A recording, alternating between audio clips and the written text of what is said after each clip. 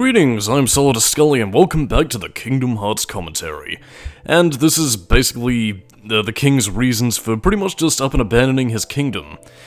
I would also like to bring up at this point that, canonically speaking, the events of Kingdom Hearts Birth by Sleep has already happened and that there's been a bunch of interim stuff.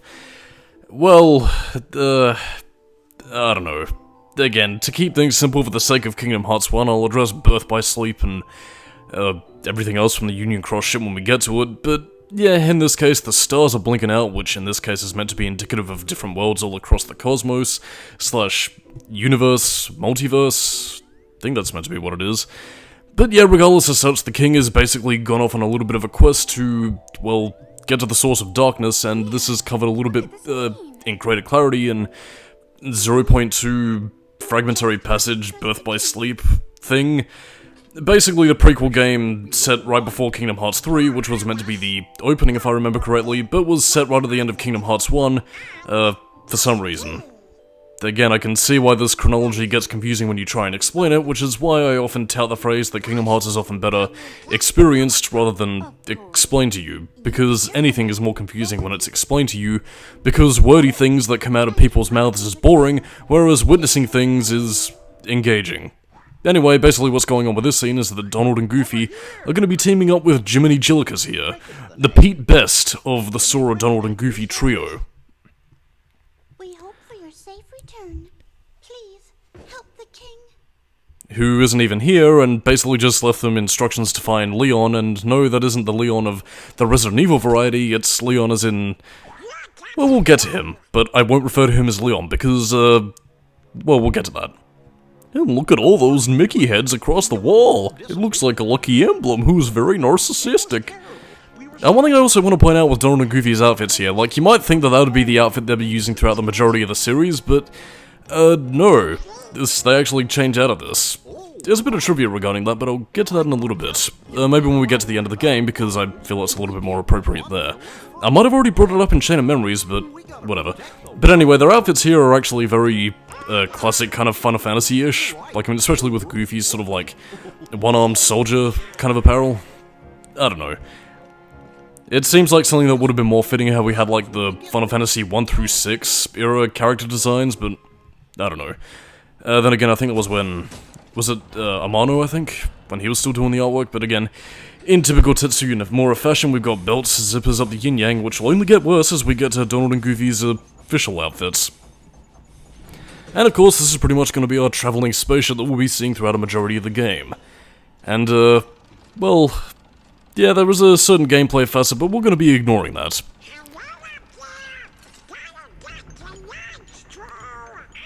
And thank fucking goodness Chip and Dale do not speak, because their voices grate on me like a cheese grater on a piece of flesh that's slowly searing the giblets of skin, pustule, and sinew all across the floor. Again, they do talk in later games, and it's made Kingdom Hearts 2 through Coded and 3 quite annoying to sit through. As you can tell, I'm panning out for time, because we have an entire ship launching sequence, but don't worry, unlike most other games, you don't really have like a Ratchet & Clank-esque, like, ship getting ready to fly away sequence, so, yeah, we can count our blessings there.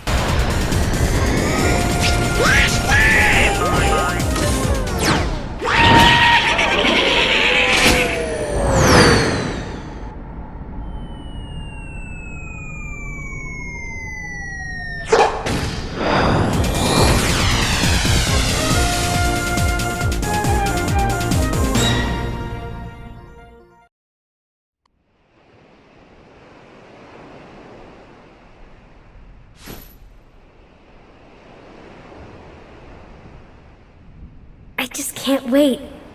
Once we set sail, it'll be great. A storm? Oh no! The raft!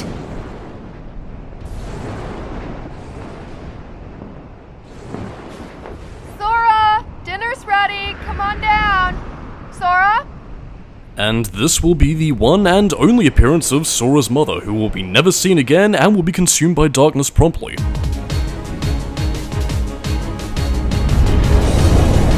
What's that? And Kyrie's!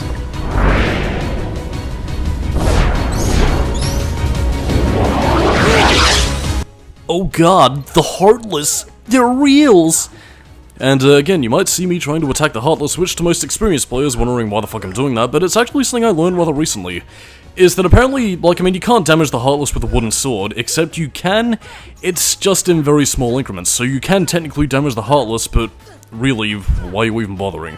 I thought maybe I might have been able to do enough damage to, you know, squash them, since their health bar is piddly and minuscule. I was about to make a very dirty joke, but thankfully I'm editing that out, so you'll never know what it was. But yeah, going back to the subject, yeah, you can hurt the Heartless without the Keyblade, but again, that requires magic, which we don't have, and the sword is useless, and we have no companions to help us out, so yeah, nothing we can really do here. Again, you can't really explore the rest of Destiny Islands as I tended to do, mainly out of curiosity, because I mainly just went to where the plot needs me to go, but yeah. On the bright side though, we do get this really cool battle theme, Night of Fate I believe it's called. Again, you might be thinking we could go to the secret place right now, but no. There is more plot for us to develop. We must find Riku and Kairi, who apparently already came to the island. I'm quite curious as to what Kairi's reasons were for coming here, though then again I suppose, well, protocol of the royal variety might have had something to do with it. Yes, that is some lovely equipment. But again, we have a high potion, so they're still useful. Kind of. Not really. But wait a minute, what is this? It is the heart of the loading screen, and there is the Riku, who is on the other end of the pier. Where's Kyrie? I thought she was with you. The door is open. What? The door is open, Sora. Now we can go to the outside world. What are you talking about? We've got to find Kyrie. Kyrie's coming with us. Once we step through, we might not be able to come back. We may never see our parents again. There's no turning back. But this may be our only chance. We can't let fear stop us. I'm not afraid of the darkness.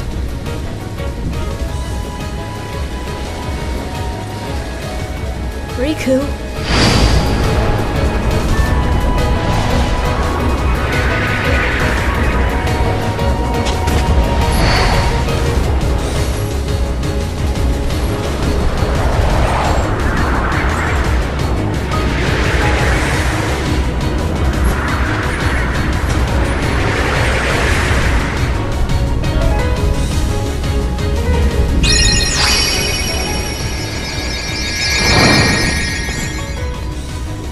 And so we now have the genre-defining weapon of the series.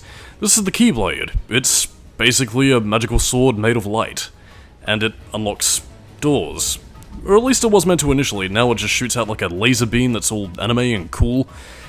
But again, ostensibly the Keyblade is, well, a manifestation of light. Or darkness, I suppose, as the later series would eventually retcon.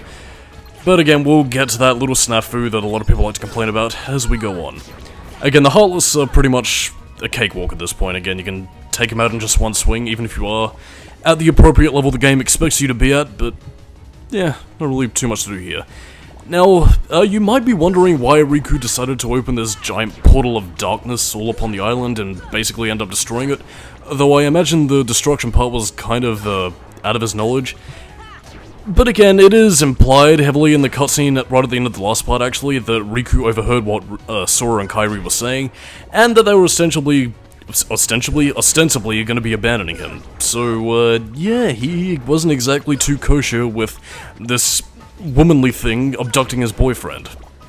And, I mean, to be on a bit of a serious note here, I think it was either the manga or the novelization which I think was a little bit more explicit about that, but again, as far as in-game context goes, you don't really get much, and well, let's just say, because of Riku's actions, it sets him down a dark path that leads to the redemption arc and Chain of Memories, and in this game, it's a little bit pish, but again, I suppose I'll tackle that a little bit later, because, I mean, while it is kind of shaky in terms of logic, I'm not exactly that pissed about it, at least no more so than what we would eventually see in Birth by Sleep, which was, much more bullshit.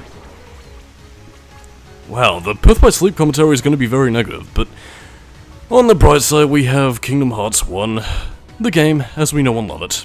Anyway, let's go and track down Kairi and hopefully she can save us from this mess. Kairi! Sora...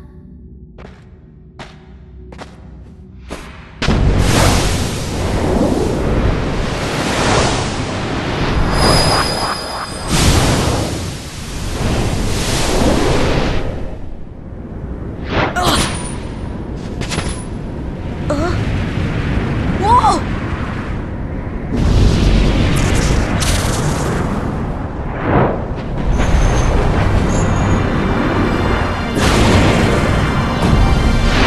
Oh no, it is the shadow of the Sora. Except not really, because it's Darkseid. Whoever told me that is a fucking liar.